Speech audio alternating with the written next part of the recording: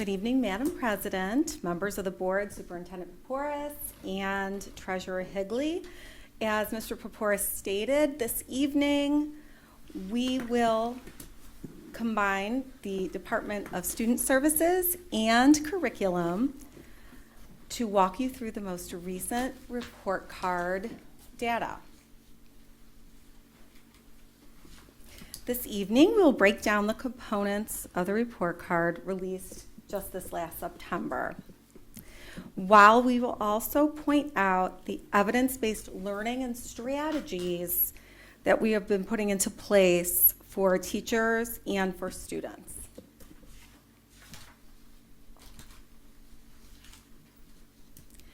This year, Euclid's overall rating is a 2.5 star compared to 3 stars last year. The weighting of the components shifted a bit, which we will review in each part of our presentation.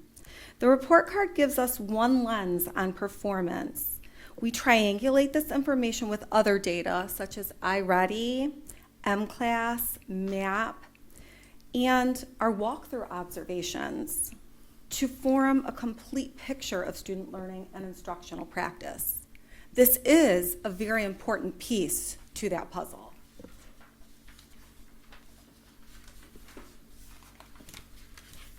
So what do we measure on the report card? Well, it's changed just a little bit.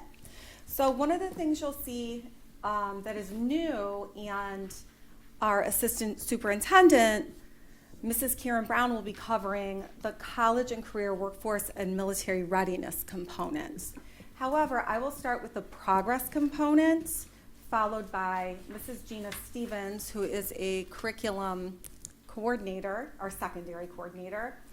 And graduation will be given by Director Katie Ganakis, and our early literacy will be handled by Cindy Urbick, our elementary coordinator for curriculum, and gap closing will be given to you by Dr. Rachel Seifert, who is our gifted coordinator. As you can see, there were some changes. One of the ones I pointed out, this was last year, so you can see these areas, and this one is added, which is the college, career, workforce, military readiness. So some of the weight towards the overall rating has shifted just a bit. As you can see, achievement and progress are 25%, and all the other areas, which are as equally important, are at 12.5%.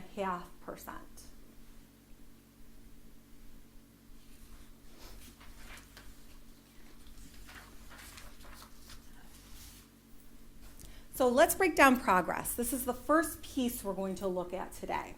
So for progress, we did receive 3 stars. 3 stars means that student growth is assessed by comparing their current achievement to their prior performance on state tests, which I'll get a little bit into more later, and their expected growth. However, if you look at where we are, this evidence shows that our district met student growth expectations for progress.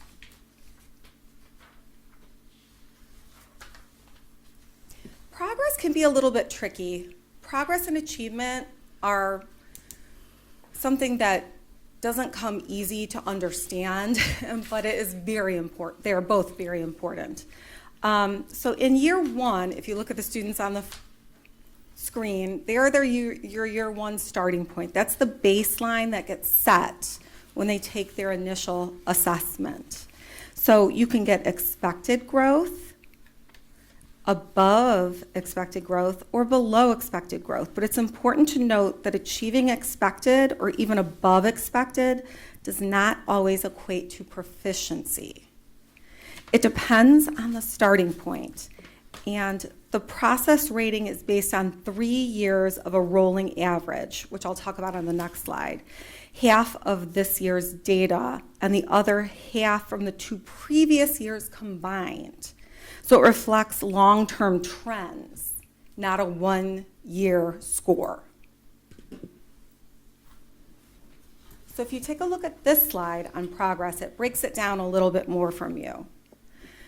The district's overall value added scores from these 3 consecutive years are used to obtain the progress rating. So 50% of the most current year's overall value added rating is combined with 25% of the prior year and 25% of 2 prior years. So overall progress from the aspect of our report card is that our progress is right here at 3 stars. The evidence is that the district met, as I said before, student growth expectations.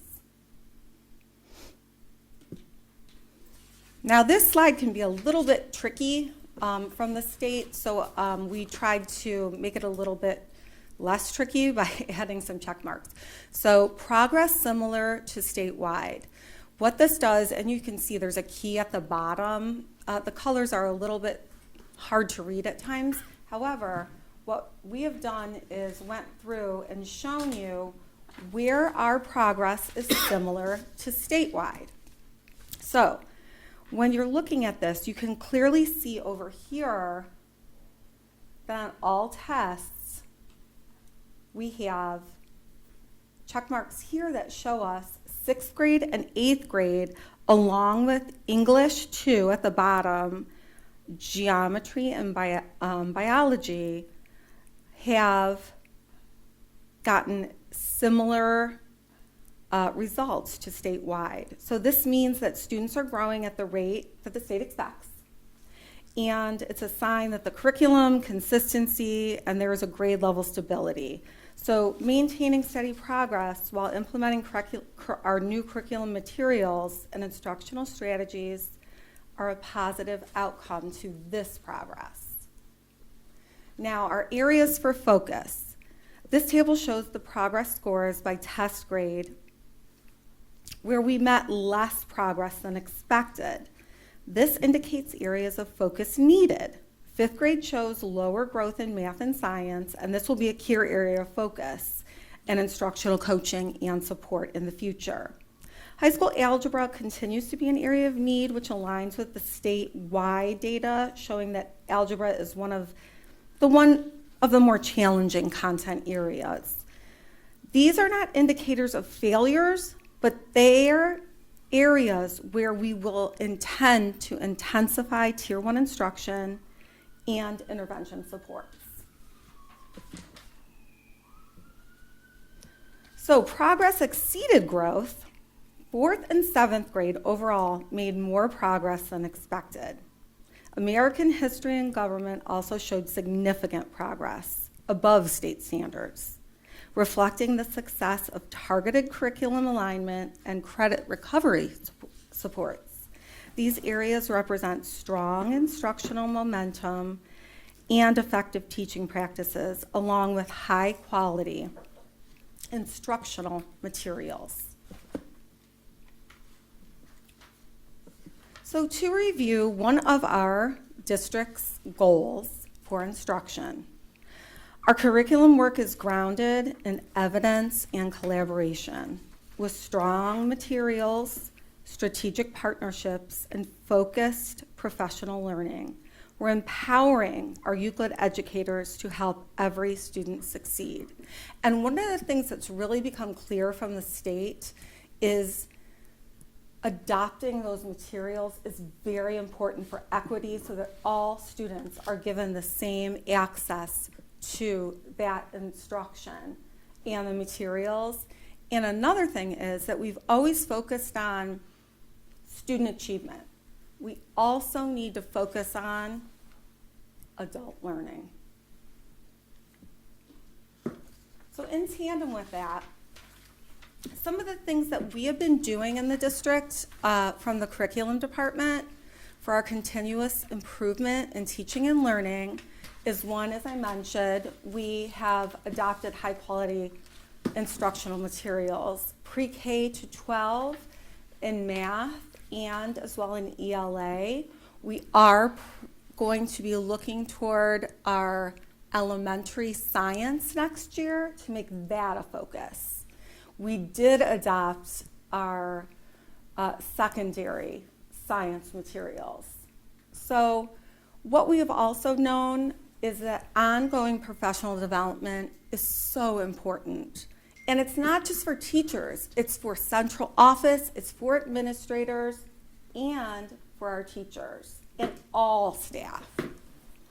We have really grounded ourselves in making sure that when we are choosing any kind of professional development, it is really grounded in what is working and what is evidence-based. And we know that explicit instruction is evidence-based. We work very closely with the ESC, and we are working very actively with our principals on active participation.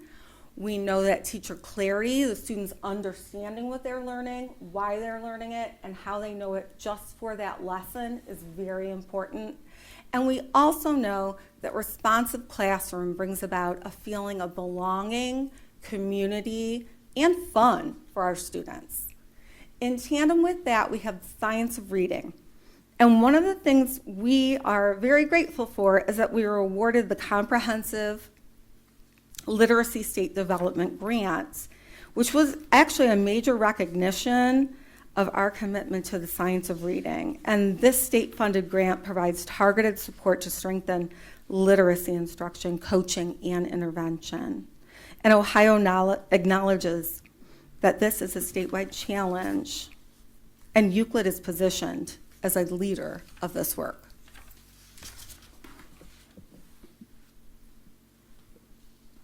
So finally, for the area of progress, just to wrap up where we're focused to keep progressing, is that we really focus on our DLT, BLT, and TBT teams. It drives a shared leadership of collaboration. We know we can't do it alone. And the OST data, along with benchmark data and walkthrough data, which is so important, helps us to see where growth is accelerating and where we'll focus professional learning and supports next. Now I'll pass it along to Gina Stevens, our secondary curriculum coordinator, who will bring you to achievement.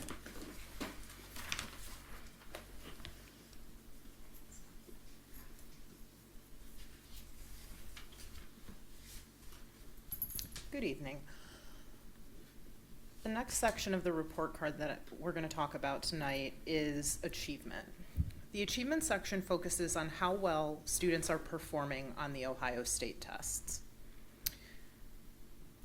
Our progress in achievement is not just about whether or not students are proficient, but it measures how they score across all of the performance levels available.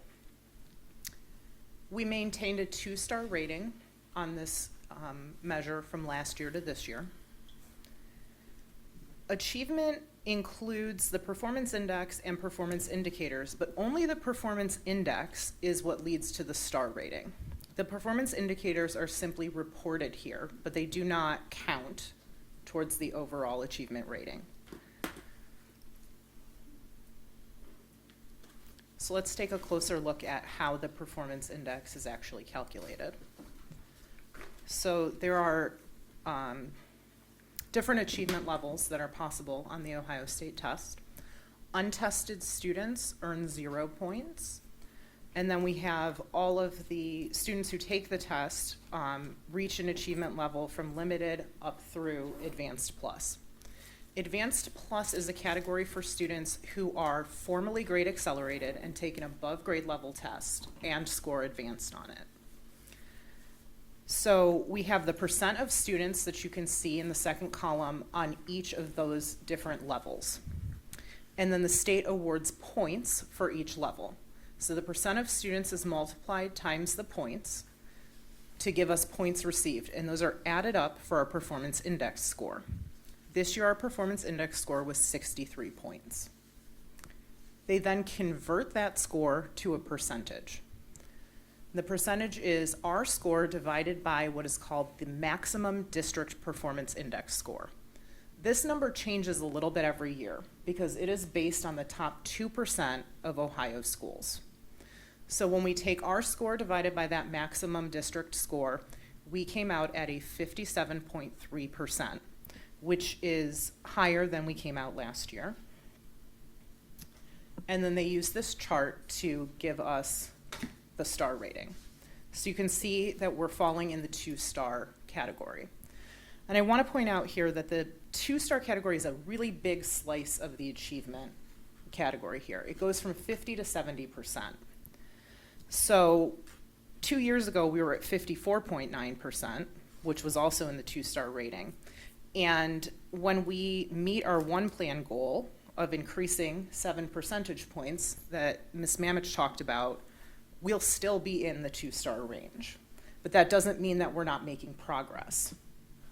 You can see from this chart, this is our performance index percent over time, that we have been making steady progress on our performance index over the past 4 years. So we are moving forward. It's just going to take us a while to see that in our star rating.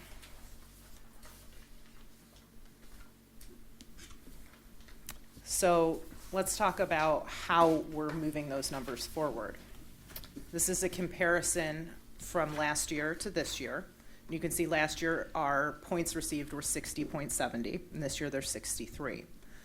So what we did is we were moving students up the achievement ladder. That's how we gain more performance index points. So we get big gains for moving students from untested to any category, and then we get biggest gains for moving from limited to basic and basic to proficient. So helping our most struggling students is how we get the biggest gains. But that doesn't mean that we just ignore students who reach proficiency. So we also are moving students who are proficient up to higher levels of achievement, and we gain points there as well. So you can see from these numbers that compared to last year, we reduced the number of untested students, or the percent of untested students, the percent of limited students, and we increased the percentage of proficient and accomplished students. So all of that goes into moving the performance index forward. So I talked about how the performance indicators are not actually counting in the star rating, but there are a couple of highlights from those that were reported. So these are areas where we made some significant progress with the percent proficient. So these are students scoring proficient, accomplished, advanced, and advanced plus, all count here. And I'd like to really point out that we made significant progress in elementary mathematics. I know that a few years ago, looking at our state report card, we identified mathematics as an area where we really need to focus. So one of our District 1 plan goals is that we will achieve an 18 percentage point increase in our mathematics scores. So here are the things that we're doing that have contributed to that progress in elementary math, and we believe will contribute to the progress of secondary math as well. So we started by focusing at the elementary level. We increased the amount of instructional time there. Our K through 3 teachers have 80 minutes of math instruction every day, and our 4th and 5th grade teachers have 90 minutes of math instruction. We also worked with elementary math teachers to build a philosophy of math instruction. That philosophy this year was reviewed by the secondary math teachers and adopted. And that philosophy focuses on a balance between math computation and math conceptual understanding. We have high quality instructional materials in mathematics in all of our grades, and we've done a lot of professional learning focusing on how to use those materials. So we've brought in representatives from the various companies to really focus on what is offered in these materials and how do you best use them to support math learning. And then we've coupled that with professional learning about math pedagogy, because it takes both of those things. It takes a good use of the materials and a good understanding of how to teach math well in order to drive student achievement. And then we follow up with those with monthly learning walks from both consultants from the ESC and curriculum representatives to make sure that what we are teaching our teachers and our administrators about, we're actually seeing it come to fruition in the classroom. And then we use what we see on those walkthroughs to design the next round of professional learning so that we're slowly but surely making progress. And our focus continues to be on adult learning and behaviors because we know that supporting teachers and administrators are what is going to make the difference in student achievement. We also meet with principals monthly as a curriculum department to make sure that we're calibrating the learning walks and that everybody is looking for and seeing the same things and providing quality feedback to teachers. As Becky referenced, the professional learning walks are not just happening for our math teachers, they're also happening in our ELA classrooms and in our science classrooms at the secondary level to support that high quality instructional materials that they're using. I'm going to now turn it over to Rachel Seifert to discuss gap closing.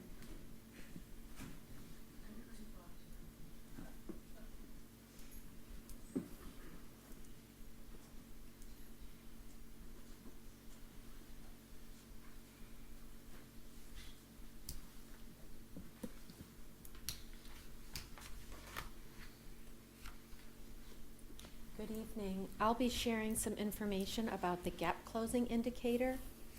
The gap closing indicator measures the reduction in educational gaps for student groups. The gap closing component will reflect whether schools and districts meet the expected performance threshold in 8 indicators, as you can see in the above yellow box. You can see that we earned 3 stars, the same as last year. That means that we met the state standard in closing educational gaps. There are 10 federally required subgroups that can be reported on, but data is only reported on the subgroups where you have at least 15 students. So sometimes we'll talk about one of the indicators within the gap closing component, and there might not be 10 of those subgroups. There might only be 5. That means that we had 15 students in those different subgroups.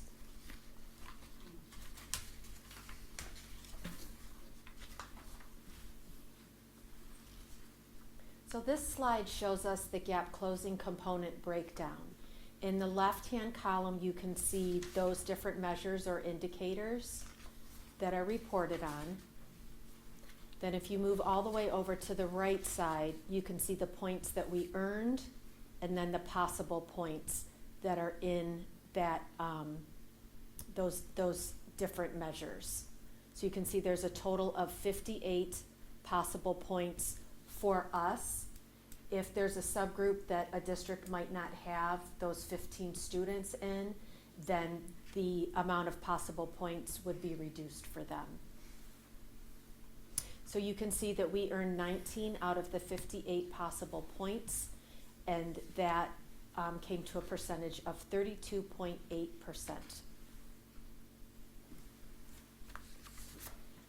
So the first indicator that we're going to talk about is with ELA and the math achievement indicator. So when Mrs. Stevens was just presenting, she was talking about the achievement component. So this pulls out the ELA and the math achievement indicator from that. And we're just talking about all the different subgroups. So you can see that we had at least 15 students in the multiracial subgroup, in the white non-Hispanic subgroup, in the Hispanic subgroup, the economically disadvantaged subgroup, all students subgroup, the Black non-Hispanic subgroup, and the students with disabilities. So in that first yellow column, we have our ELA achievement score. The next column shows us what the state set as the score that they wanted us to achieve.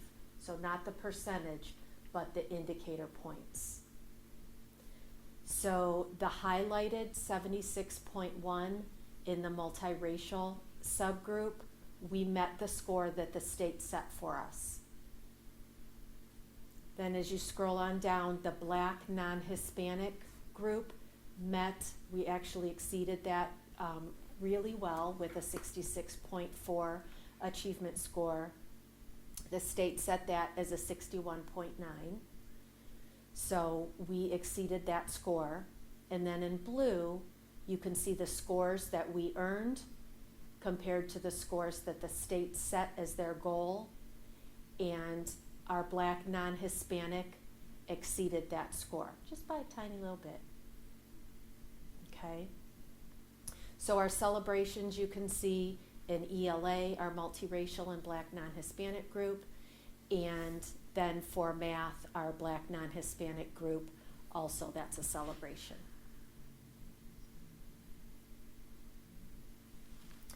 So the next part for our indicator with gap closing is our ELA and our math growth indicator. So this is the part that Mrs. Manich was talking about. So you can see that I put that little picture that she had in one of her slides. So this takes those 3 years into account. So we have our 50% for this past year, and then, as she said, it's 50% for the 2 prior years before that.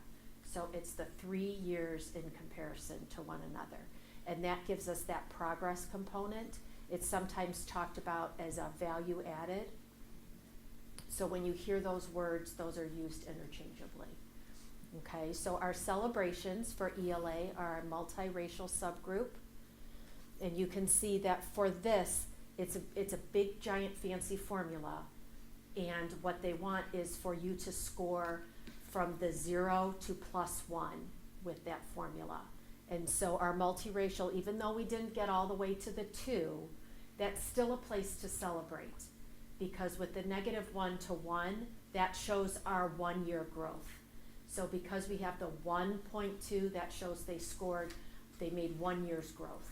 So we want that's a celebration. To get a point, you have to get all the way up to the 2. So we didn't get the point, but we're still celebrating because they made 1 year's growth. In math, our students with disabilities scored a 1.7. So again, that 1 year's growth is a celebration. Our Hispanic group scored a 1.3, so a little bit above that 1 year's growth. So that's a definite celebration for us. Okay, so this talks about our graduation indicator. So the graduation goal is set by the state. So you can see in the right-hand column, it talks about that goal set by the state. So each year that goal increases a little bit. We have celebrations in our Black non-Hispanic group and our economically disadvantaged group. So you can see that their percentage for graduation exceeded the goal that the state set for us. So those are big celebrations. Our gap closing for our English learner indicator is that we didn't quite get there, but we're starting to be reported. We have 40 EL students this year, where last year we didn't even have enough to be reported.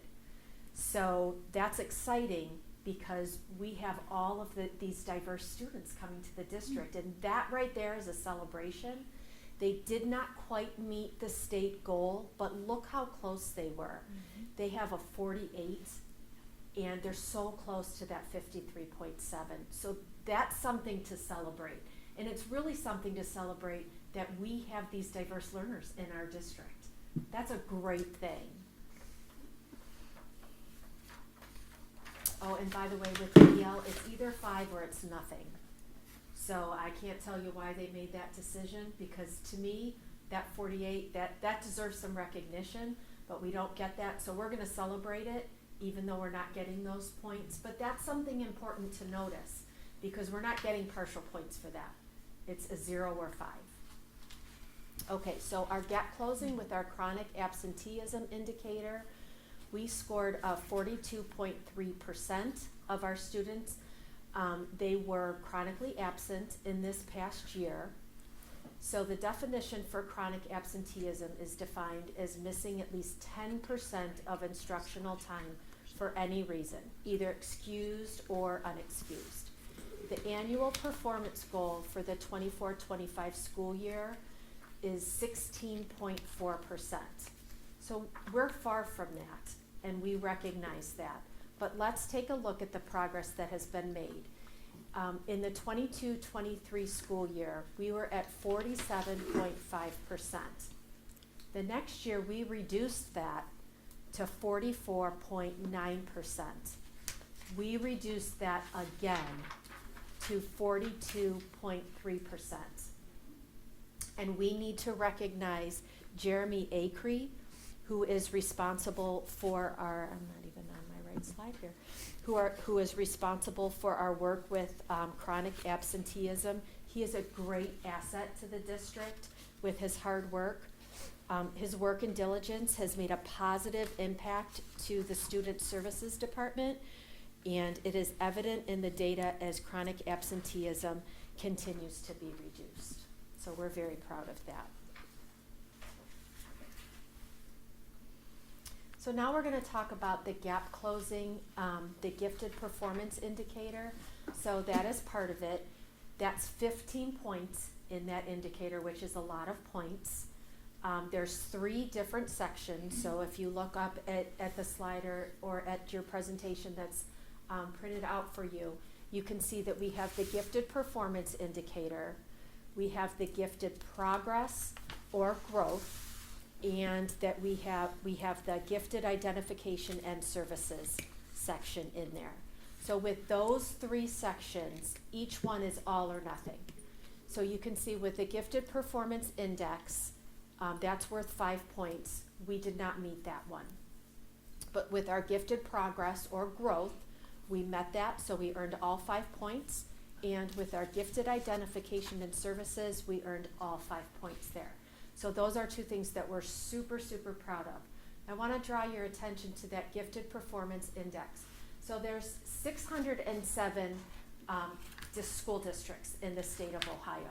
There's only 17 districts that earned those 5 points. The year prior to that, there were only 6 districts that earned that. So you'll be able to see when we talk about that how close we actually are, and it's a true celebration as we keep making progress within that one indicator there. So it's rated with our progress index points, and we'll talk about that a little bit more. So even though we didn't earn those points, it's still something for us to be proud of. So the Gifted Performance Index is all about achievement. So remember, achievement is when a student sits for a test one time. That's how we get those points for achievement. So you can see, this is what Gina Stevens talked about. They get a score on that one time that they sat for that test.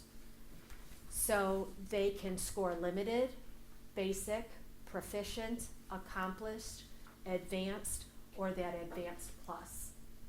That advanced plus is reserved for students that are accelerated, so they can get that if they're accelerated in a subject area. So if they take a math test and they're accelerated in that, so they're a 5th grader but they're taking that 6th grade test, or they're an 8th grader and they're taking that Algebra 1, they can actually, if they score advanced, they actually get rated in our advanced plus on our state report card. So they get a report that says that they're advanced, but on our report card, it's reported as advanced plus. So you can see that's where those different categories come from. So if you look at the top, we actually met 107.6 possible points out of the 121. So that is really, really high. That's a great thing. That's something to celebrate. And we want to make sure that we're pointing that out because our students are working hard. They're growing from one level to the next, as Gina spoke about. So we're making great advancements. So that's a big celebration. So our gap closing with our gifted progress, so this is our growth. So this is where we want our students to make a 1 year's growth. But what we really want is for them not to just make that 1 year's, but to make more than that. And you'll hear that when Cindy Urbick comes up, she's going to talk about that even more specifically. Because if a student is behind and they only make 1 year's growth, they're still behind. But we're showing that our students are actually growing beyond that. So that's like fine details that we want to pay attention to, and that's how we get these 5 points. Because our students they're not just growing 1 year, but they're growing beyond that. So our gifted progress, our students that are gifted, are growing beyond that 1 year's growth. Okay, so for gap closing, one of our next sections, this covers a whole bunch of tiny areas. There's actually 140 points total. So I'm gonna be talking about all these different points, and sometimes that sounds a little messy and a little muddy, but all of those points in these next couple sections that I'm gonna talk about all go into this one section of gap closing for our gifted. So the first section is for gifted identification and services. So I coded gifted identification in red and services in blue. So I'm hoping that might help a little bit. So if you look at the green boxes across the top of that chart, this data is reported in grade bands. So our K through 2 grade band, our 3 through 6 grade band, our 7 through 8 grade band, and our 9 through 12 grade band. So this is talking about identification for superior cognitive or subject academics. So we identify in math and in reading, okay? So you can look, if you follow down, you can see those red circles. So that shows us the points that we've earned. So we earned 9 points in our K through 2 grade band for identification, 3 points in our 3 through 6 grade band for identification, 2 points in our 7-8 grade band for identification, and 2 points for our 9 through 12 grade band for identification. So this slide shows us our services. So these are in blue. So identification, that's just the score that the students get off of the test. The services that's the boots on the ground. That's the work that the teachers are doing with those students in hand, seated in those desks or on the carpet. That's what they're doing on a day-to-day basis for those students that have that identification. So in our K through 2 grade band, we earned 8 points. Our 3 through 6 grade band earned 10 points. Our 7 through 8 earned 10 points. And our 9 through 12 earned 10 points. And sometimes there's a little bit of a difference in what the students that they're earning for services, but that could simply be because our students are matriculating through those grades. It's not because we're servicing any less and our students are getting less attention and instruction. So for this same section, so that for that 140 points that I talked about, this still goes into that pot. So this is our identification and services for creative thinking and for visual and performing arts. So our identification for that bucket right there with creative thinking and visual and performing arts, we earn 2 points, and that's our K through 12, so that's all put together. And then for our K through 12 grade band for creative thinking and visual and performing arts for services, you can see that's in blue, we earned 4 points. So now this is the last part of that 140 points, and it's important and it's a big deal, and we do really, really well with this section. So our identification for our economically disadvantaged students, if you go all the way down, we score 20 points. That's the most possible points. So we're doing a great job with that identification. We're also doing a great job with our service. So we got all the points, we got all 10 points. So for our identification with our underrepresented minority populations, again, we're doing a great job. We got all 20 points for our identification, and for our service in blue, you can see we got all of our 10 points. So when you add all of those up, we score 118 points out of 140, and that brings us over the threshold for 80%, so we get our 5 points for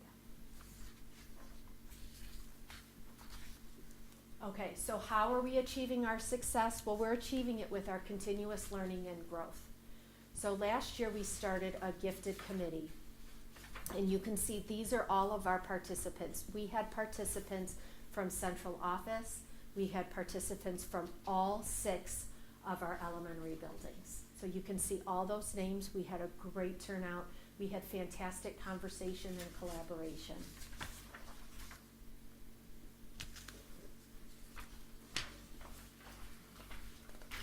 I'm gonna go back to my notes to make sure that I'm actually sharing what we've actually done.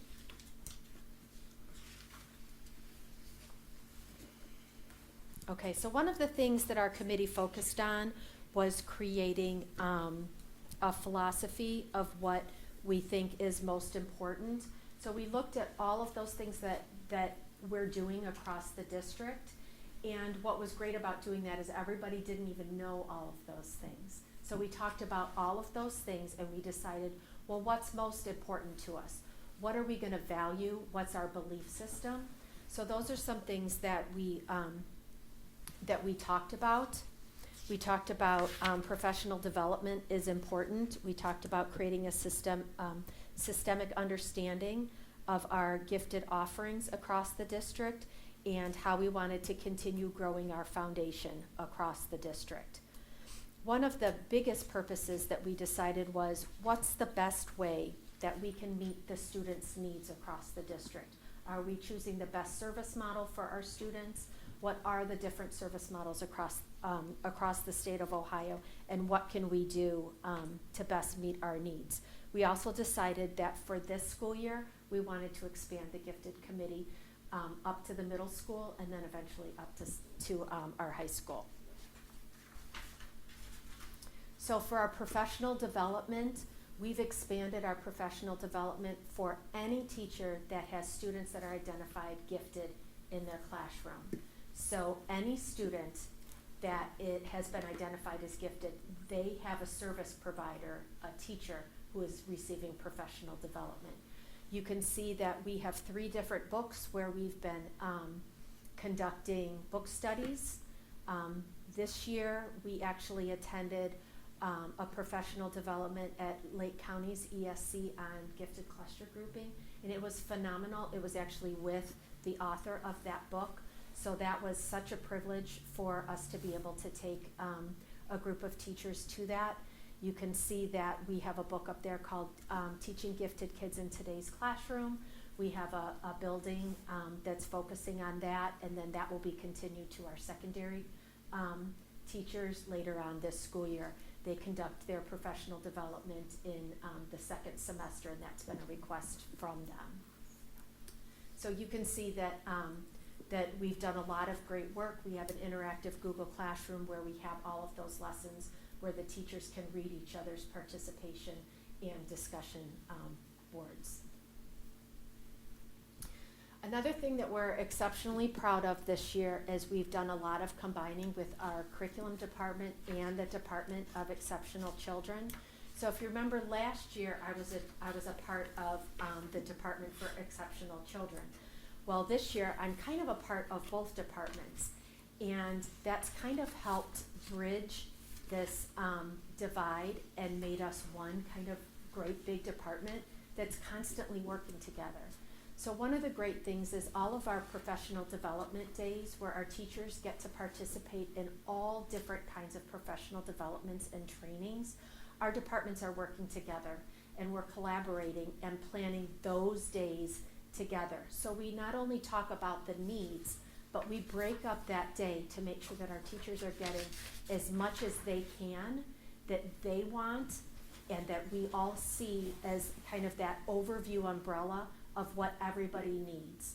So that continuous embedded professional development that happens on those days is then carried out throughout the weeks that are in between. So that's something that Mrs. Mamich talked about, Gina Stevens talked about, and then when Cindy Urbick comes up, she's gonna continue that conversation and talk about what our coaches do on a daily basis and what we're doing with the reading improvement monitoring plans. It's just been such a great opportunity to have all of these professionals meet together to collaborate kind of on a daily basis and then carry that out to all of the different buildings. So you can see the different committees that our Department of Exceptional Children, they've created the State Systemic Improvement Plan Committee, which you might hear called the SSIP. When they presented Last year, they talked about that. They talked about the internal monitoring committee, which does a combination of looking at the documents that are required by the state, but then it also carries that over into the professional development, like we just talked about. The Special Education Continuum Committee, they talk about the least restrictive environment for our students, and they bring that into all of those professional development days. Our Frank Cross Professional Development focuses on resilience and well-being, so we have that being brought for our teachers as well as our administrators, and then they take that into the buildings and they carry that on with the students. And then, of course, you know about the board-approved resources for our special education centers with specific challenges that you approved. That's being brought into our classrooms this school year. So next, I'm going to pass this over to... Ms. Urbick, before you come up, there's been a lot of material covered, and I'm thinking the board might have some questions about halfway through. So I figured we've got through 3 of the 6 sections. The board can ask some questions or make comments, and I'm sure they can ask also at the end if, we're not like saying, oh, you missed your section, you're not allowed to. So you can ask now, and if someone comes up later, you can ask again. So we're going to focus now on the first 3 sections, which was achievement, gap closing, and progress. So I'll turn it over to President Kelly. Perfect. We will start down here with Evan. Do you have any questions? All right. Ms. Sotu, questions? I do. One second. Okay, I do have a few questions, but I have to go through my notes. When we talked about, I believe this was under progress. Yes, under progress. Which one was that? Okay, and I think you're probably going to talk about this later. You may want to come Okay. up so you can answer in the microphone, whoever, with the 3 people. I think you may cover this later on in your presentation, but I wanted to know, how are we providing targeted interventions to students in the basic, limited, and proficient categories so that we bump them up to their next level? I was curious that's a about great how we're question. doing that. Yeah. But if you're going to cover it later. you don't have Mrs. to. Urbick is going to cover that. Okay, okay. And let's see. I know we've talked about the high quality learning materials that are being provided. I just wanted to make sure, how are we differentiating those for like the students with the greatest needs versus the students who pretty much are already on level? Like, what does that exactly Well, that's look like? another good question, because the reason that the state is now requiring us to have high quality instruction materials is because they all have that within their programs. Okay. And we also, then on top of it, as Mrs. Urbick will be talking about, when it comes to early literacy, we have our Tier 2 interventions, and we also have Tier 3 interventions, which include the training for our teachers, which are all of our teachers, and including our parapros, including our gen ed teachers, and including our title teachers, and including our gen ed teachers and special ed as well. Okay, thank you. And one more question for, I think this is gifted, under the gifted category. I know, I saw that there were different categories for identification, and you talked a little bit about, I saw like the arts and creative thinking. How, it looked like there may be a lot more opportunities for growth in that category. Have we identified any strategies or interventions for identifying those students who may be arts inclined or performing arts inclined and servicing those students? At this point in time, we have not started identification in the visual and performing arts. It's something that we certainly would like to do in the future, but it's not something that we have been doing thus far. Okay. We do identify in creative thinking every year. That has been a requirement of the state. Starting this school year, they have dropped that requirement, and districts do not have to identify with creative thinking. We, however, are going to continue identifying with creative thinking and serving with creative thinking. Okay. We have found that there's students that benefit from that. There's some different approaches that you can do in the classroom, different teaching strategies, different ways to differentiate, and a lot of students, they benefit from that in a great way. So that's something we're gonna continue regardless of the expectation from the state. Okay, thank you. Ms. Wright? Yes, my question was also in the area of progress. I noticed that fifth grade seems to be an area of struggle.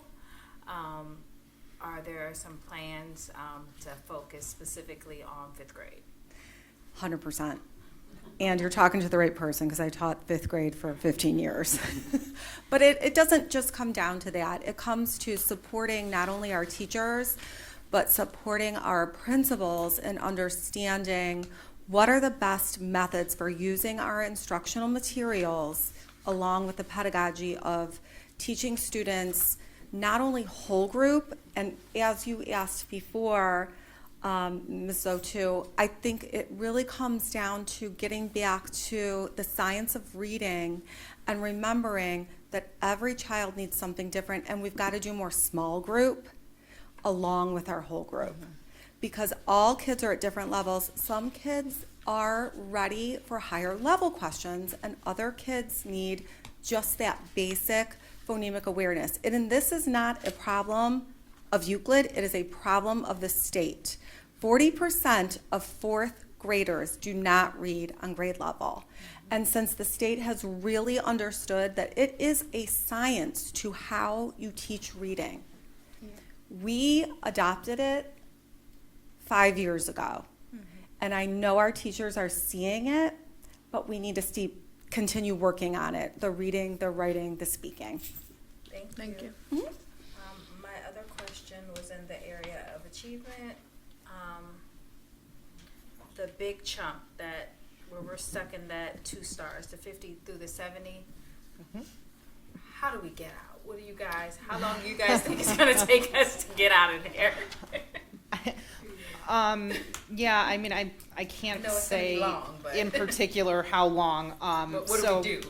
When the goal by the end of 2027 was to increase 7 percentage points, and that would put us at a 61.9, I believe, right? And so then we have to close that gap between 61.9 and 70%. And so we do that by reducing untested students, right? Making sure that every student takes a test, because even if those students score in the limited range, they're going to give us some points. But a lot of those students could be proficient or above, giving us an even bigger bump. So we make sure that we're stressing the importance of testing, that we're reaching out to families who have students who have difficulties with testing coming in or have medical issues, and that we are really getting out and testing all of those students. And that includes students who are in contract facilities, because those scores do come back to us. And those students are mostly the ones who, and our untested percent is not made up just of those students, but they are a large majority of those students. So cleaning up those testing procedures helps a little bit. But the real work comes in focusing on our students with the biggest needs at the limited and basic, and moving those students to proficiency, and then continuing to work with our students, not forgetting, not just being content with proficiency, but knowing that every student has to grow. Because that's the way that we move the performance index, is every student grows, every student moves levels. But achievement takes time. It could take several years of progress for a student to jump from a limited level to a basic level, or a basic level to a proficient level. We could see steady student growth that's even above that expected 1 year's growth, and it could still take several years before that student jumps from level to level. So it's going to be slow and steady progress that gets us there. There's no magic answer. It's just keeping doing the really hard work of teaching and learning every day. I don't have any more questions, but I did just want to note that I do love the collaboration between departments. Mrs. Charles? I'm curious about how,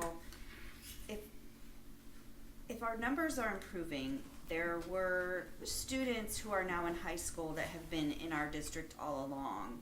And if we weren't 5, 6, 8 years ago doing quite as well as we are now, are there any targeted strategies in the secondary schools and the high school to bring kids up to level that you're finding are effective? So, we do offer tier 2 intervention in math and reading at our middle school in grades 6 through 8. So students that we identify are below grade level using our benchmarks that we give 3 times a year, receive additional class time in math or reading with a targeted intervention that is on a state-approved list with a board-adopted evidence-based curriculum. At the high school level, we currently offer that for 9th grade ELA and 9th grade math. The 9th grade math is new this year with plans to then continue to expand those programs forward to be able to address the needs of students who, like you said, are in our older grades but still behind. And then I believe Katie Ganopoulos is going to speak to the fact that how many students are not with us for all of their high school years and who may move in and out. And so expanding those opportunities past 9th grade is going to be very important for students who maybe don't start with us in the 9th grade but move in and need extra support. I've been thinking about that a lot, in that if kids are getting to the high school unprepared, whether they came from within the district or whether they came from somewhere else, what kind of intensive support can they receive that will help them be successful? And so this is a lot of information to take in, but I hope we can continue to learn about those approaches. The one that you mentioned that's happening in 6th to 8th grade, how long has that been happening? 2 years in total. Okay. And then this year, there's a state requirement now for 6th graders to bring reading improvement and monitoring plans up from the 3rd grade guarantee that Mrs. Urbick will talk about. And so it's really been a year for us to target specifically and look a little more at which students might benefit using the same model that they've used in the elementary schools with the 3rd grade reading guarantee. Okay. And then we have started it a year or so in for reading at the high school, and now we're adding on math at the high school with this more intensive. Correct. Okay. Thank you. You know, I want to add just one other thing. Ms. Trish, you brought up the fact about the middle school, what's happening there. Very quietly, and we didn't dwell a lot about how all the schools are doing. You can pull that up. But very quietly, the middle school is now at 3.5 stars. So they have just steadily, I think you see it in the presentation tonight. So as you're talking about kids moving up, I think they're leaving the middle school more prepared. And you're gonna, I'm really excited when the rest of the presentation is made tonight too, to see some specifics that we're doing for high school kids, not only in graduation but in getting them ready for the future. But that was a warm up for the next part. So I have one more question. I apologize. The gap closing chronic absenteeism indicator. It says down below, ours is at 42.3%, which is not shocking to me with as high as it's been everywhere, particularly post-COVID. But it says our goal is 16.4%. Did we set that goal, or is that a state set goal? That's the state's goal. Okay. Because I'm like, that's a really unrealistic goal. Where are we coming from with that? Okay. Let me make sure I didn't have any other. And then the gap closing, gifted identification and services. That category that said underrepresented minority identification. Is that global minority, or is it within our school district minority?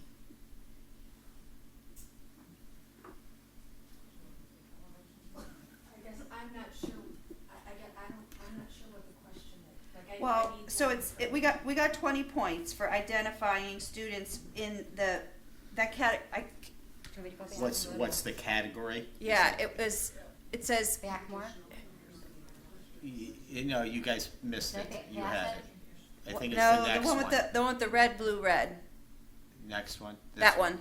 What does that say there? I can't read it on my paper. It says, Yeah, so those are traditionally underserved minority. So it's who you have in your in the district, okay. but, So there it's are not a some. minority in our district. You're talking about a global minority representation. That was my question. Okay, Yeah. thank you. Yeah. Hold Do you have on. any more We have- questions, We have, Ms. board Toros? president has a couple questions, I think. Oh, sorry. Oh, no, let everyone else go. So my first question is, when we talk about the District 1 plan goal to achieve an 18 percentage point increase, is that number a total of all of the category gains, or is that in each individual category? So that is specifically a math instruction goal. So it will be the total number of proficient students on all math tests across the district. So let me see, and it's over the course of 5 years. So, 4 years? Okay. So we started in 2022-2023 school year. We had 48.5% of all students proficient on math tests. In 2024, that was at 50%, and it is now at 54.1%. What was that? 48.5 was in 2020. 2022-23 was 48.5. Thank you. 2024, 50%, and then this past year, 54.1%. So we were a little slow getting off the ground between the end of the 2023 school year and the end of the 2024. And then some of that initial learning we did was implemented in those elementary classrooms. And then we grew by 4.1 percentage points over the course of the next year. So if we continue to grow at that 4.1%, we will hit that goal. And we're hoping to pick up momentum at the secondary schools based on the fact that we're now getting them similar training to what we started in the elementaries. Thank you. It really is nice to see this building on itself. Thank you. And my next question, you may not be able to answer, and that's okay, but I was just wondering, have any of you heard of any state discussion of changing the gap closing metric or calculations? And then my last question relative to the gap closing graduation indicator. You mentioned that the number increases every year. Does the state increase the number and make the goals based on our past year's results or our past year's goals?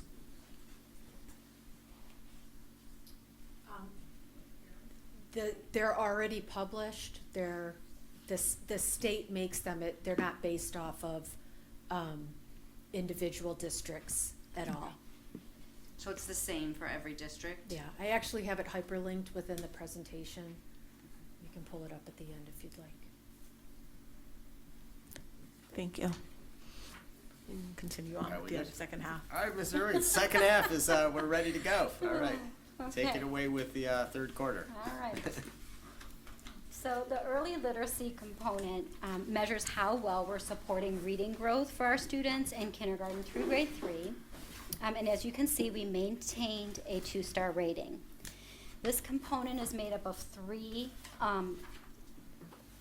unrated measures: the proficiency in 3rd grade reading, promotion to 4th grade, and improving K-3 literacy. And they sound like they should all be the same thing, but they're ever so slightly different.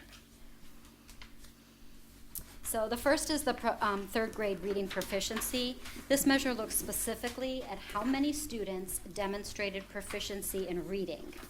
Students meet this benchmark if they earn a reading subscore of 50 or higher on the grade 3 English Language Arts test.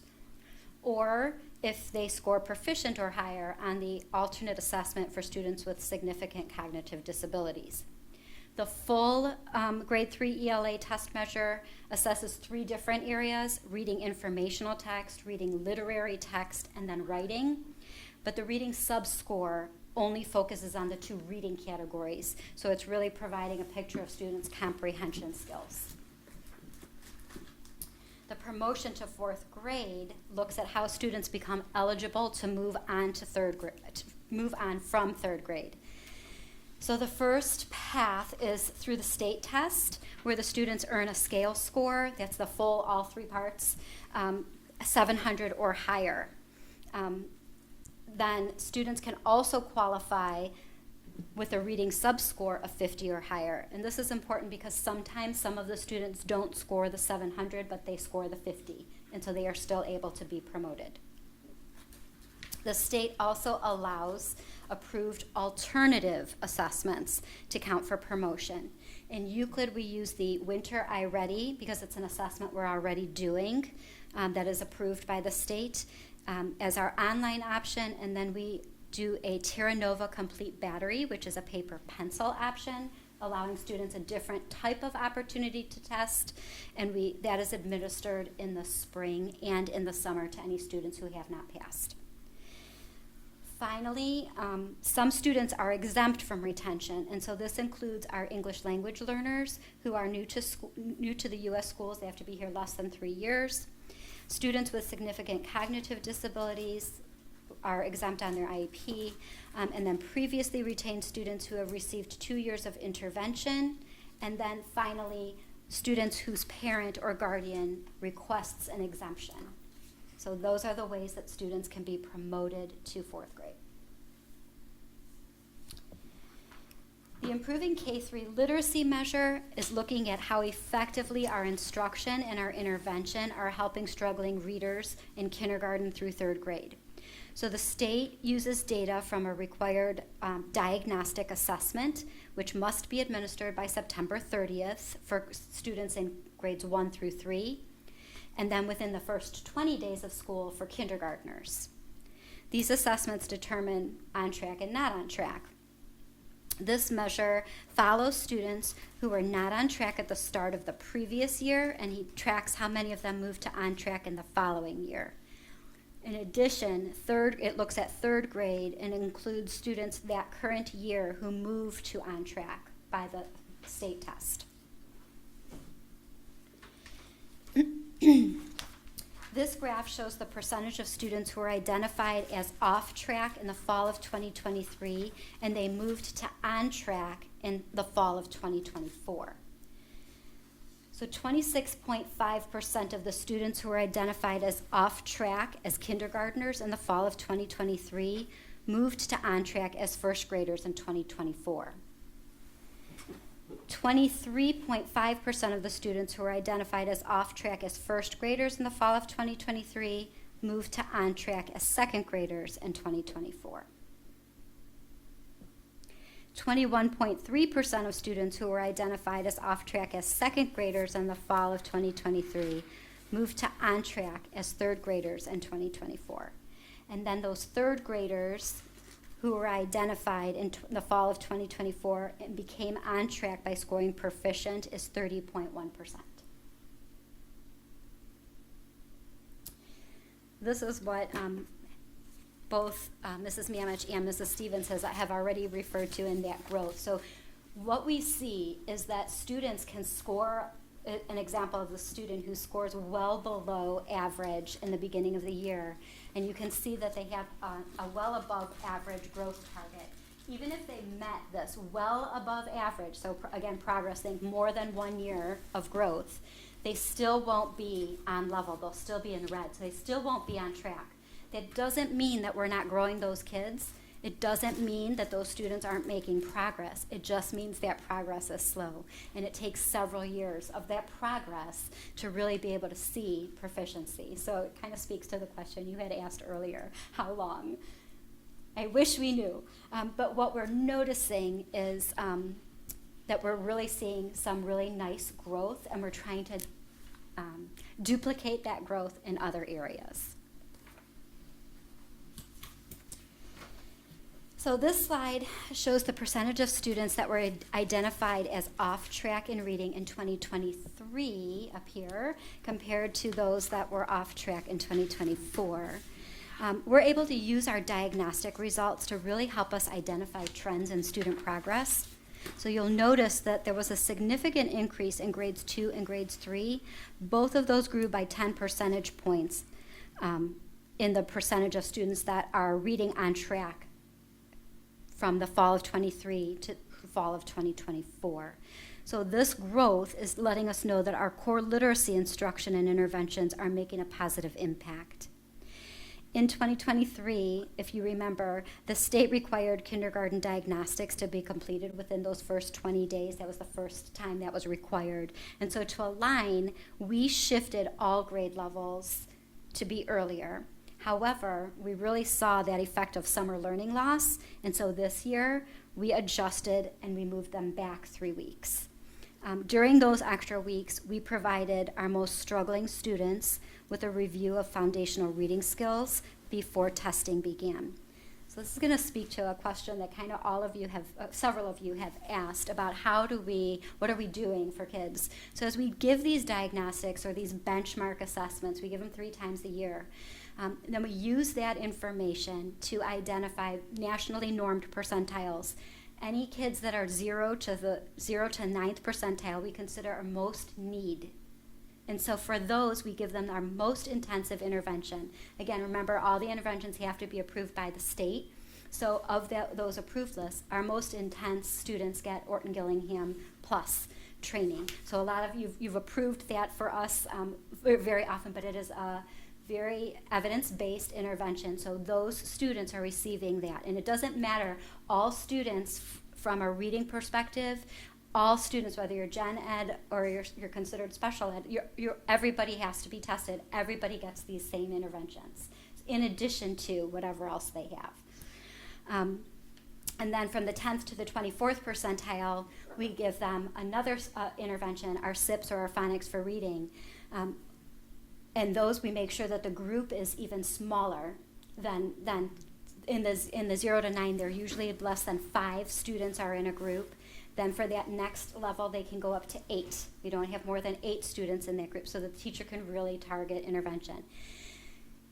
We don't have to, but we go beyond that from the 25th percentile all the way up to anyone who, until they are reading on grade level, we additionally provide SIPs or phonics for reading. Those groups are just a little bit bigger. And this is the same model that now is moving up to the middle school, and that's why I said this is the first year they've really started to track that progress. And we use our branching minds to really house all this because it's a lot of moving pieces. And every 6 to 8 weeks, we're looking at that to see what kind of progress is being made. In benchmark, we reshuffle all the groups. So it kind of speaks to a question that all of you kind of had asked. It's all within our multi-tiered system of supports. We look at behavior, we look at attendance. Are those things, or is it the intervention that's wrong for the student or that isn't helping them to make progress? And speaking to just all the different teams working together, between our EMIS department and our student services and Jeremy, like we are all constantly talking to be like, hey, what about this kid? Can you go to this kid's house? They haven't tested yet. So we're constantly, Elaine Thierion, our EMIS coordinator, she is constantly helping us to like, hey, this is how you need to look at these contract facilities kids. So we're constantly talking and trying to refine our processes to be better so that our data is accurate so that we could really make good informed decisions.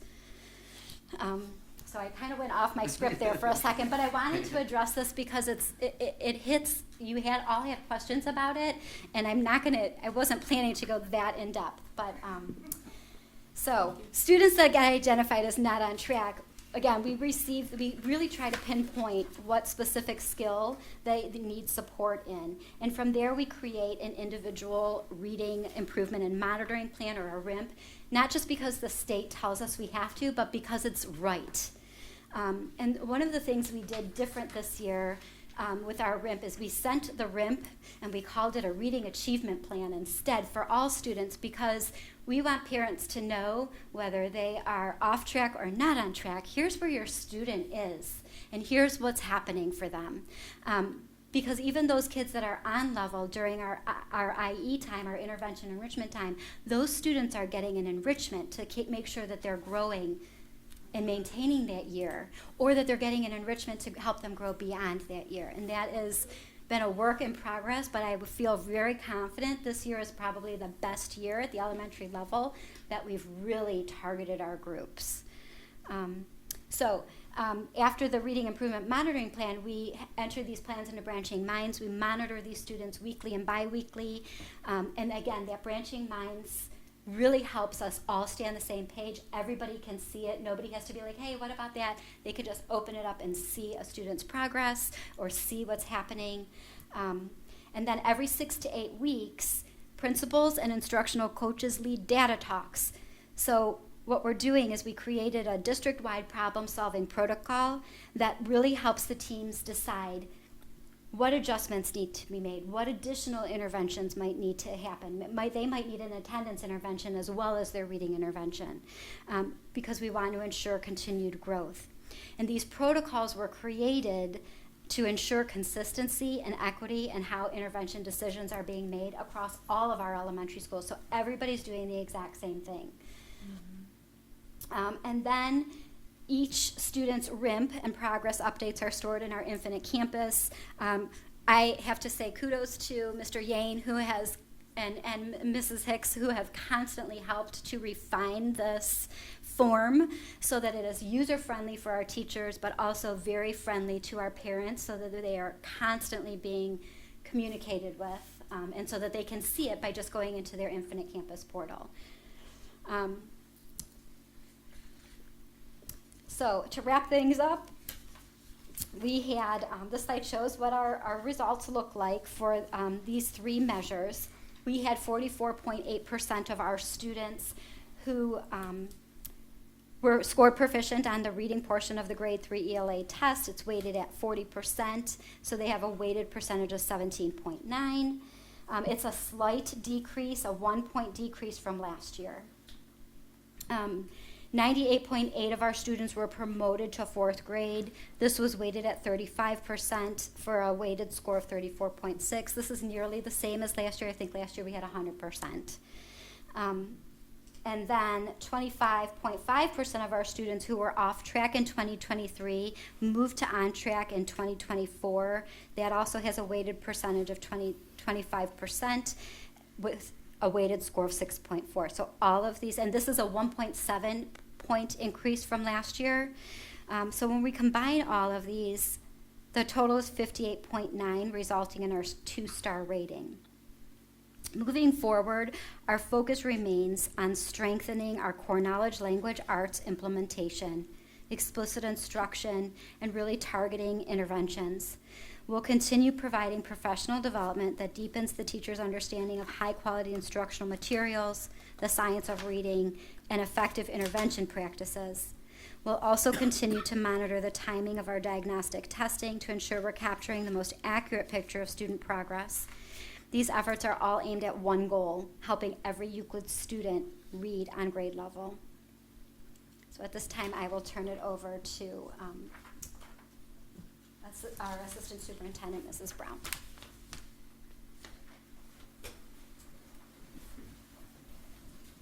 Thank you, Mrs. Ervik. So, Mrs. Ganakis and I had a grand finale for this evening, and it's fitting because what we're talking about is the grand finale of all of the work that the preceding speakers have spoken about. So we're going to start digging into the graduation metric on the report card. So the graduation component on the report card focuses on both the 4-year graduation rate and the 5-year graduation rate. We received a 1-star rating this year, coming in at an overall rate of 82.7%. And it's important to make the distinction, it's the 4-year graduation rate for the cohort of 2024 and the 5-year graduation rate for the cohort 2023. Most of what we are going to discuss today will focus on the 4-year graduation rate, because obviously our goal is graduation in 4 years for all of our students. So while we obviously have a lot more work ahead of us on graduation, and we're continuing to work to improve in this area, it's important to note that 83.5% represents a significant amount of progress, 7.9% growth over last year's 4-year graduation rate for all students, and a 16.7% increase for students with disabilities. In fact, 83.5% represents the highest 4-year graduation rate we've had in over 15 years. So our goal for the One Plan is to achieve a 15% increase by 2027 over our benchmark rate of 75.3% for the class of 2023. So in 1 year, we're over halfway there towards meeting that goal. Achieving that goal will actually get us to the 3-star rating, and I'm more than encouraged that we will achieve that metric. I'm not going to say exactly when, but I think we're going to get there pretty quickly. To fully digest the graduation rate, though, and the progress that we've made and the work that lies ahead, it's important for us to understand how the graduation rate is calculated. Yes, it measures how many students earn a diploma, but it's important to understand that it doesn't just measure how many seniors get across the stage in a given year. It measures the number of students who earn a diploma out of the total number of students who are included in a graduation cohort. This includes any high school student, any student who attended school with us during high school for any period of time, even if they are not with us all the way through to their graduation year. Once a student leaves us, they are only removed from the graduation cohort if one of the 3 circumstances occur that are outlined on the slide. So if we verified attendance for a student in another Ohio public or charter school, that the student has withdrawn out of state, the family has moved, or the student withdraws to a public or parochial school, or parochial or private school. So students who withdraw for any other reason, even those students who might choose to avail themselves of options like Job Corps or GED or other adult diploma options, even if they earn their diploma through those options, they still remain on our graduation cohort as non-graduates. And that number is reflected in our denominator when we're calculating our total graduation rate. So, in order to make progress, it's important for us to understand the numbers behind the numbers, and that includes how many of those students were with us. So as a district that experiences a lot of transiency, it's important to note that the report card indicates only 59.3% of the students in the graduation cohort were with us for 4 years. And when 59.3% were with us for 4 years. And when we take a look at the students who didn't graduate, only 26.7% of those students were with us for 4 years. On average, in fact, our non-graduates were with us for less than 3 years, about 2 3/4 years, and you can see that's at varying time spent in the district. Some were with us for less than a year and a half, only 2 years. So we know when we're looking at progress towards graduation, we have to take that into consideration. In order for us to make progress, though, and to continue to move that needle forward, we have to take a deeper dive into the story of those students who didn't make it to graduation. We had 56 students in this cohort who were counted as non-graduates for us. 32% of those students were identified as students with disabilities, which is an overrepresentation of this subgroup in our graduation, in that cohort population. And while it's an issue for us as a district, it's a statewide issue, which is why the state launched the State Systemic Improvement Plan project, Each Child on Track. And we volunteered to be in the first cohort of that project. And as previously noted, we've improved, even this represents a 16.7% increase in students with disabilities graduating within 4 years. So we're glad that we signed on to that project. Our traditional graduation method or graduation intervention methods have started in the cohort's graduation year, that 4th year. So for this class, we wanted to take a look at how many of those students were actually with us in the 4th year. And here we can see that only 31 of the 56 students, or 55%, were still with us during the 4th year. So we know that one of the things that we have to work on is intervening earlier. And Mrs. Ganakis, when she comes up, is going to share some of the things that we've put in place to try to address this. Of the 31 students, though, who were with us during the 4th year, we wanted to take a look at why. What were the barriers that kept them from crossing the stage? We see that 2 of those students left us before the end of the year, so they weren't with us for the whole year. 4 of the students were students with disabilities whose IEP team made a decision for them to defer graduation and to move to grade 23 status. But as we would suspect, the biggest barrier to graduation was credit deficiency.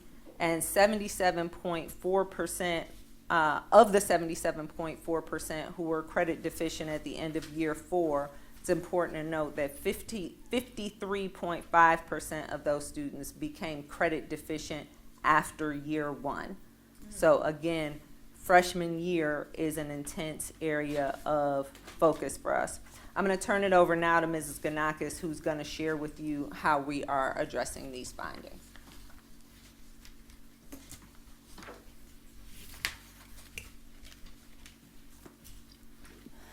Good evening. When the graduation rate declined from 78.7 for the class of 2022 to 75.6 for the class of 2023, it became clear that we must dedicate intentional and focused efforts to improve. The graduation team was established during the 23-24 school year. Under the leadership of Karen Brown, a group of individuals was assembled, each identified as having a significant role in impacting the graduation rate. We knew that the monitoring of our graduation rate was not a one-man job. As Karen previously mentioned, the work of improving our graduation rate encompasses more than just focusing on the students who are actively enrolled or attending school. We need to extend our efforts to monitor and track students who may have withdrawn from Euclid High School, as well as those who are currently in an out-of-district placement. The members of the graduation team are identified here. Each team member recognized their impact on our graduation rate, and through our collective efforts, we've achieved steady, measurable progress. Let's take a closer look at the key initiatives that helped drive these results. We previously identified credit deficiency as a significant barrier to graduation for many students. Transitioning from a 7-period to an 8-period day at Euclid High School allowed for the expansion of credit recovery options for all students. By embedding credit recovery into the regular school day, we eliminated financial and scheduling barriers. Families no longer need to pay for credits, and students can complete coursework without attending after-school sessions. In addition, we expanded student options and increased flexibility in accessing credit recovery. By allowing students to begin credit recovery at any point during the school year, rather than waiting to the end of a marking period, they were able to recover credits quickly and avoid falling further behind. Students can demonstrate competency either by scoring 684 or higher on the Algebra 1 or ELA 2 end-of-course assessments, or by earning 12 industry-recognized credentials along with the Ohio Means Jobs Readiness Seal. Our graduation team discovered that approximately 50% of seniors enter their final year without having demonstrated competency through exam scores. While industry-recognized credentials have long been part of the CT programs at Euclid High School, we recognize the need to expand this opportunity to students who are not enrolled in a Euclid CTE program. School counselors work to coordinate opportunities for students to earn credentials. Credentials are now embedded in courses such as business entrepreneurship, physical science, government, and world history. Additionally, this year we launched the Senior Leadership and Credential course to support seniors who still need to demonstrate competency. We have made a concerted effort to strengthen our focus on graduation plans and student success plans. While these plans are required, we work to establish a system for communicating student progress and needed interventions to all stakeholders. Every student has a graduation plan accessible in the backpack and Infinite Campus, and for students who are off track with credits, a student success plan is embedded within their graduation plan. This streamlined process has enhanced collaboration among school counselors, teachers, students, and parents. Here is a snapshot of the 2-page graduation plan. The first page provides a clear overview of whether a student is on track or off track for graduation. At a glance, it shows the number of credits earned, competency status, and which seals the student has earned or plans to earn. This streamlined view simplifies student progress towards graduation, which has become increasingly more complex to track. Parents, students, teachers, and administrators are easily able to digest the information. The second page offers a more detailed information, including the student's post-secondary plans and goals, school counselor meeting notes, and when applicable, details from the student success plan. The Cohort Grad Tracker has become an essential tool for closely monitoring individual students in the graduation cohort, including those that are enrolled in out-of-district placements. Since its implementation, the tracker has provided detailed information to identify necessary interventions and track student progress in each of the graduation requirement categories, helped monitor enrollment numbers, and it has allowed us to keep track of which staff member is responsible for monitoring each student's progress towards graduation. By aligning our tracker with the state's EMIS cohort report, we ensure no student in our denominator falls through the cracks and that every student is accounted for. This intense monitoring has improved data reporting accuracy and enabled us to closely follow each student's individualized path to graduation. Additionally, the tracker has heightened our awareness of the importance of monitoring withdrawn students, leading us to our final area of improvement. The graduation team has embraced a continuous process of review, reflect, and revise, an approach that guides and shapes our ongoing work. A significant area of growth for the team has been gaining a clearer understanding of how our denominator is determined and how to effectively manage it. Recognizing our responsibility and accountability for students who have attended Euclid High School but are no longer enrolled, we have streamlined our withdrawal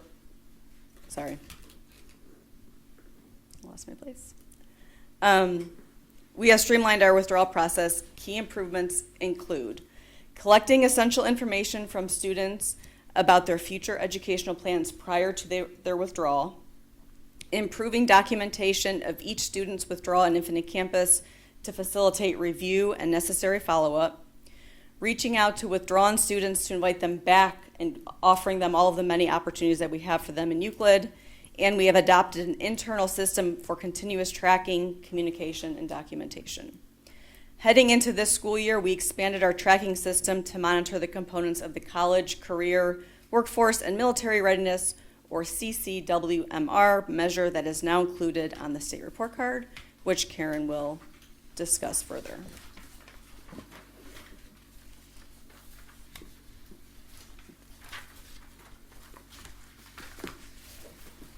So the final measure, the College, Career, Workforce, and Military Readiness component, try to say that fast, it's tough. The CCWMR is a new measure for us this year, and it measures how well we prepare students in the cohort for post-graduation outcomes in 4 years. There are 11 ways that students can meet the measure, and those are what are detailed on the slide.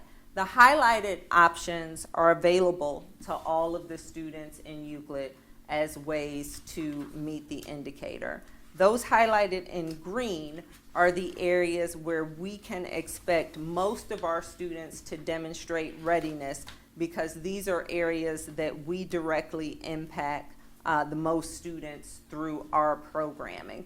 So they include options like ACT and SAT remediation-free scores, honors diplomas, earning college credits, enlisting in the military, industry-recognized credentials, participation in pre-apprenticeship programs, acceptance into an apprenticeship program, technical assessments you may hear referred to as web exams. Those are the end-of-course tests for students who are enrolled in career technical programs, and then participating in work-based learning options and earning the Ohio Means Jobs Readiness Seal. So the state is looking to see that all of the students in our graduation cohort meet one of these indicators. In order to receive 3 stars or to have met state standards, we needed to have either 63% of our students demonstrate readiness on at least one of those measures, or improve by at least 15% over the previous year. Well, when you look at our trend data on this graph, you can see that we have improved year over year on students meeting one of these indicators. In fact, we showed well over 15% growth, 27% growth between the classes of 22 and 23. However, in order to reach the 3-star indicator, we needed to demonstrate that level of growth between the classes of 23 and 24. So we peaked a year too early in order to be rewarded for that growth. So despite falling short of the 3-star goal and having 1 star on this measure for year 1, we've been hard at work in trying to improve outcomes for the class of 25 and beyond, continuing that growth trajectory. And Mrs. Ganakis will again come back and share with you some of the things we've put in place that we know will have a positive impact on next year's report card.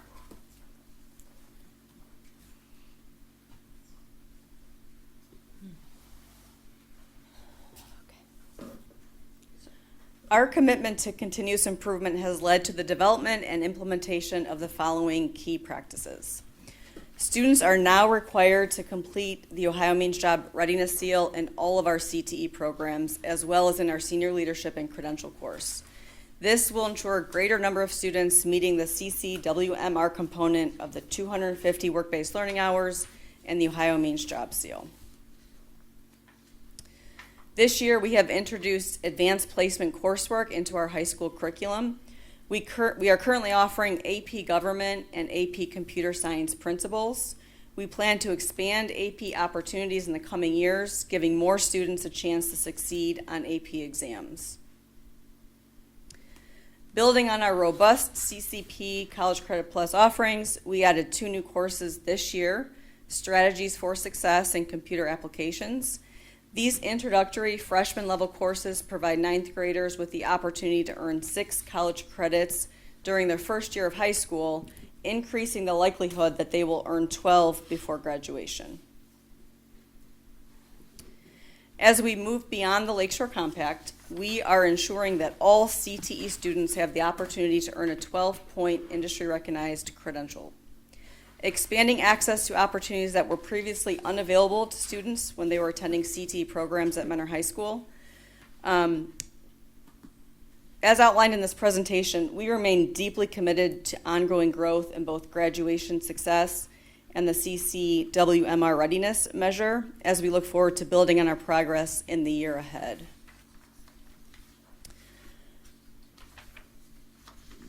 We will continue to strengthen graduation outcomes, each opportunity directly supporting both the competency and readiness components of graduation.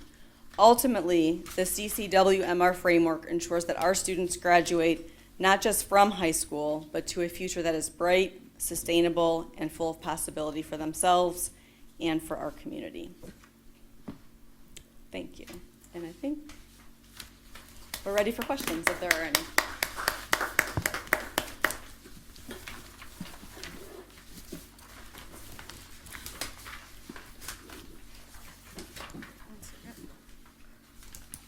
We'll go back to the last three sections, or all the way back to the beginning if some other things have come up. Mrs. O'Toole? I did want to say, okay, I made a note that I appreciate the commitment to enrichment, also in addition to the interventions and remediation. I think this is in the percentage of students on track compared to 2024. I don't even know if I'm on the right thing. I'm sorry, I need a second to catch up. Just kind of make sure I'm on the right. So I know that we are exploring college and career readiness at all levels. I really like the graduation plan that you have. What level are we starting to track that with the students? At what grade level? So the graduation tracking will start at 9th grade, and that's because we're looking at the state required 20 credits for graduation and end of course competency. There is talk in the state that they want to extend a graduation plan down to the middle school to begin talking to middle school students about their plans for when they get to high school and after. That's what I was wondering. And then we're tracking cohorts consistently across all grade levels. So those trackers are for all grade levels to follow them through their entire time. Correct, yes. Thank you. Mhm. I would be curious, not for today, but for the future sometime, to see, and maybe this is something that exists somewhere already, are there a few students that we could look back 5 years and look at this, how they were reflected in the reporting and see the individual gains over that period that we assume that they're building on each other, but can we see a positive trajectory if we go back to COVID? And then, I was looking at the well above average growth, right? Like, are those same students going up over a year after year? I don't know that it's been presented in that way to us. I'm sure it exists some way of looking at it. I would be curious about that. Again, not really a question for now, but something I'd be curious if we could look at a handful of students that are, because that would be really encouraging. It's encouraging anyway to see them get more than a year of growth. I really enjoyed the breakdown of the percent of students on track, and then what are the interventions that they're getting, because I hear the terms of the multi-tier, tier 1 and tier 2, but and sometimes I want to catch people when they're up here speaking, like especially when parents are here. That doesn't mean anything to an outsider. And so I really appreciated, what does it mean to be in that tier, the 0 to 9%, you get the Orton Gillingham, and then an additional, and then so that was really helpful. And if there are other times we could reference that so that we can all become more familiar with what's getting plugged in at those points. And I really liked, again, that discussion between the two departments for exceptional children. The idea, is there a behavior that's connected to it? Is it an intervention issue? Is it an attendance issue? And that I saw both of the teams really reflected the individuals working on it at both ends of the spectrum, right? Are we meeting the needs of the high achieving child, and are we meeting the needs of the child? And then starting it so early that we will, in 6 years, have graduates who have been aware for 6 years how they were going to get there. I wholeheartedly believe that. From those conversations and those same people being involved in those conversations all along the way. Did you say that there is a reading achievement plan for all students?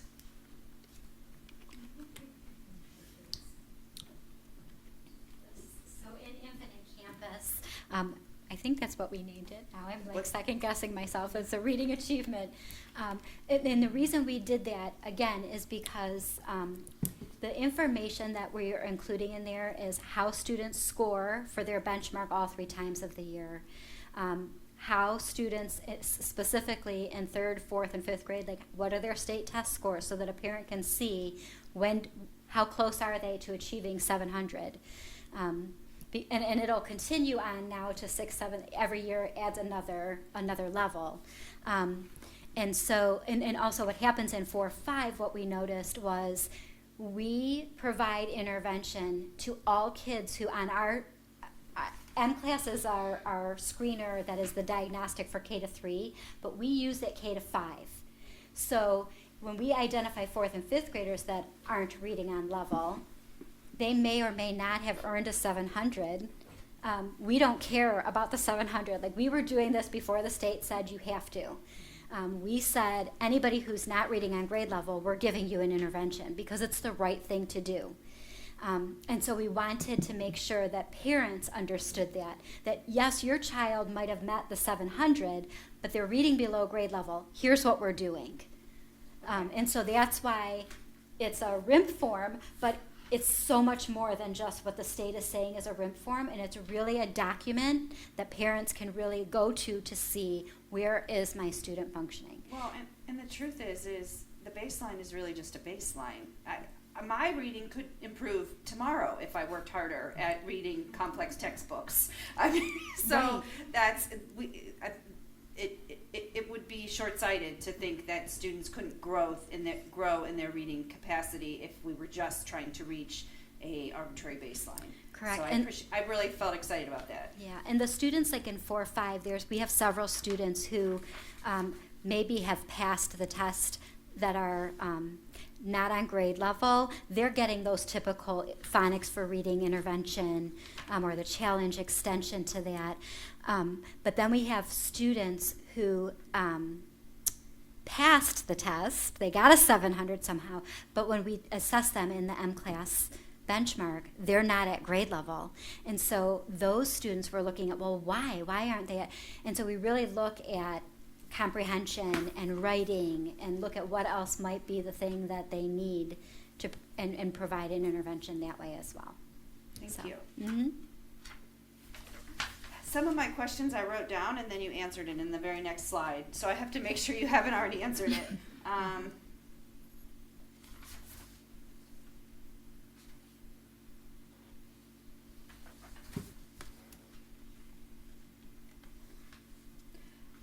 I appreciated the way you connected some of the changes that we've made even in teacher contracts and things to meet some of these goals. That has been difficult for everyone to adjust to, but I want to be able to double down on the fact that there was purpose behind some of those changes. The idea that, you know, the 8-period data maybe doesn't make sense to everyone, but if we have expanded people's ability to catch up on their credits, that feels really meaningful to me. And so it's when we make decisions about things like that, it's really helpful to link it back to student impact.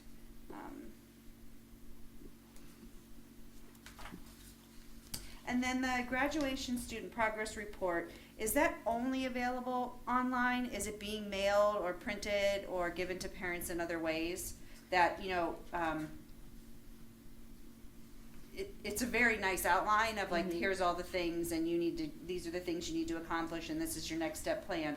I'm wondering in what ways it's being distributed. The counselors are emailing them home to parents after they meet with students to discuss the graduation plan. So the one thing that might be worth mentioning is the graduation plan in the backpack is updated quarterly. Okay. However, it's a live document that everybody couldn't view the live document in real time. So the live version is not available as soon as the student is done with the meeting with the counselor, if that makes sense. Okay. But every quarter we're updating it so that those changes are reflected. One more thing to consider is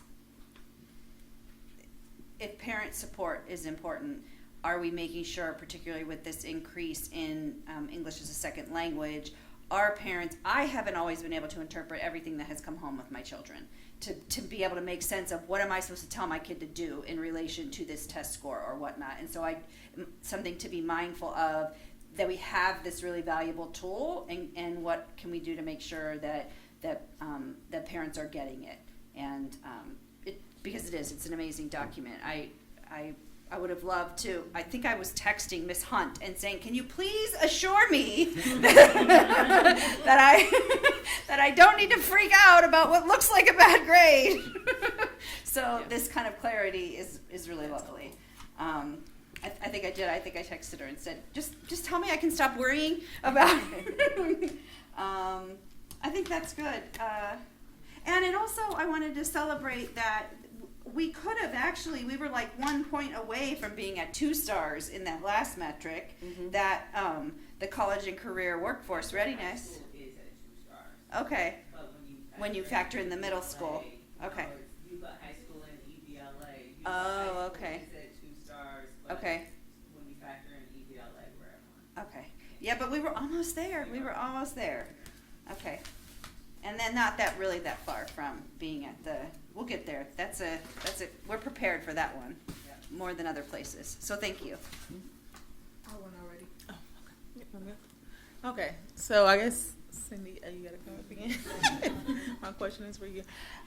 Okay, so going back to the benchmark data, I had a question about like when the students are in the groups and they're being tested and tracked at like the 6-week points. Are you all noticing anything in particular about their progress at those particular time stamps? Like, is there any additional trends we're seeing, and how we're moving them forward at those smaller increments of time? So it's a really good question. It's inconsistent. Okay. And that's why I said, like, in some places we're noticing amazing things, and then in other places we're not.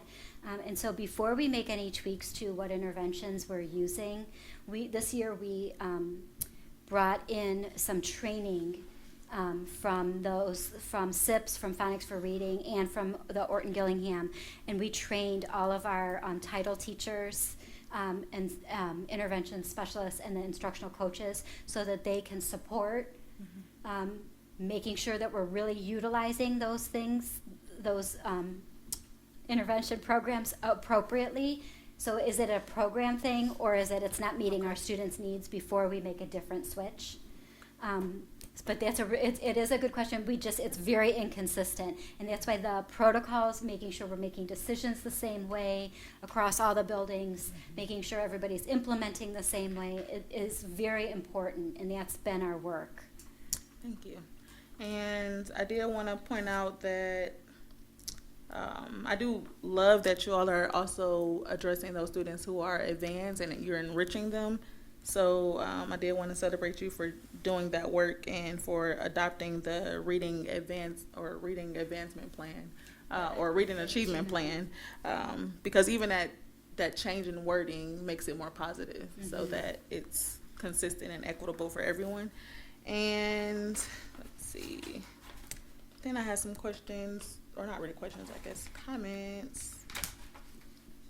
This is going into the graduation, so let's see. So for the graduation plan, is that established in grade 9, or at what point is that plan established? In grade 9, but you have to remember, when students start grade 9, they don't really have anything to contribute to their high school transcript.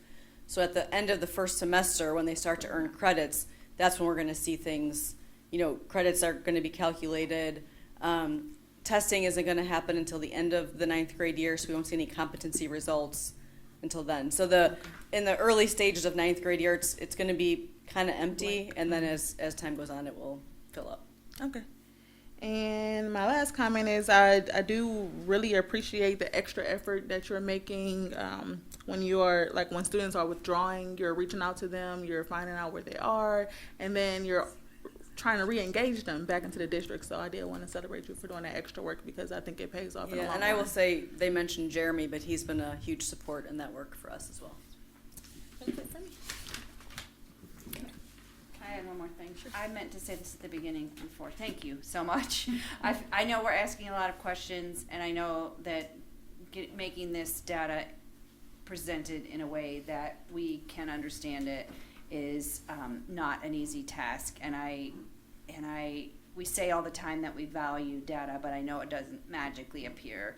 It takes consistent, committed effort. And I meant to say that at the beginning before I asked my questions. So thank you. And also really, I know that there are teachers, human beings behind all of this that are working tirelessly to help us create these plans. And so please pass that on from all of us. So my only question with regard to the second half presentation is, how is grade level determined for students coming into EHS or ELVA that aren't coming in from 8th grade? So grade level status is based on credits earned. So we recently switched, we actually increased the requirement. It used to be you had to have 4 credits at the end of 9th grade. We now are on a 5, 10, 15 credit plan. So 5 credits to become a sophomore, 10 for a junior, and then 15 credits to be a senior. So even students that come in from other schools, as long as I have a transcript with their credits earned, we use those to determine their grade level. There's no other questions. I just have a couple comments. So, what was evident throughout, and thanks for presenting a very complicated situation with the report card, but you showed the report card how it comes to life within our district, like the things we do on a daily basis to drive report card scores. So while it comes out once a year, and I know it's just part of what we do, it shows how we're driven by a lot of what's there. What's very clear, and I know you didn't plan these things, like the parent communication is K-12. It runs throughout our district. Professional development, it is the key to what we're doing. Collaboration is shown not only down to the very teacher level, and I know the board mentioned the teachers are really where the magic happens, but it runs throughout our organization, from district leadership team to building leadership teams, all the way down to TBT and in the classroom. And those conversations now teachers can have with each other that aren't necessarily organized meetings. Our administrators are becoming instructional leaders, which is critical.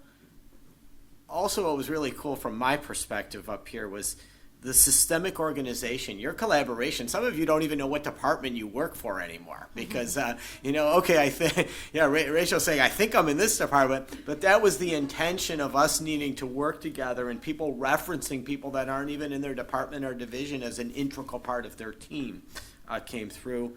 What's clear on the report card, and I hope the community, if you stuck with us through this, the 4 sections that we presented first is the slow and steady progress that we're going to make. The last 2 sections that we presented, Katie and Karen, really are these things that, next year we're not going to have 1 star. We're going to have 2, 3. And I know they said don't put a timeline on it. I feel it. I know it's happening because that graduation rate is only going to keep jumping.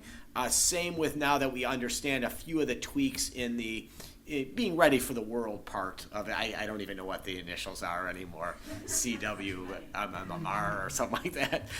Those are going to jump. And when those jump, our report card is going to come along with it. So, really to our organization as a district, to our students, to our families, we are making progress and we just have to keep with it. And, that's the name of the game, is slow and steady progress. There are no quick fixes. Otherwise, everybody would be doing it. All right, so thank you for your time and making the presentation nice tonight.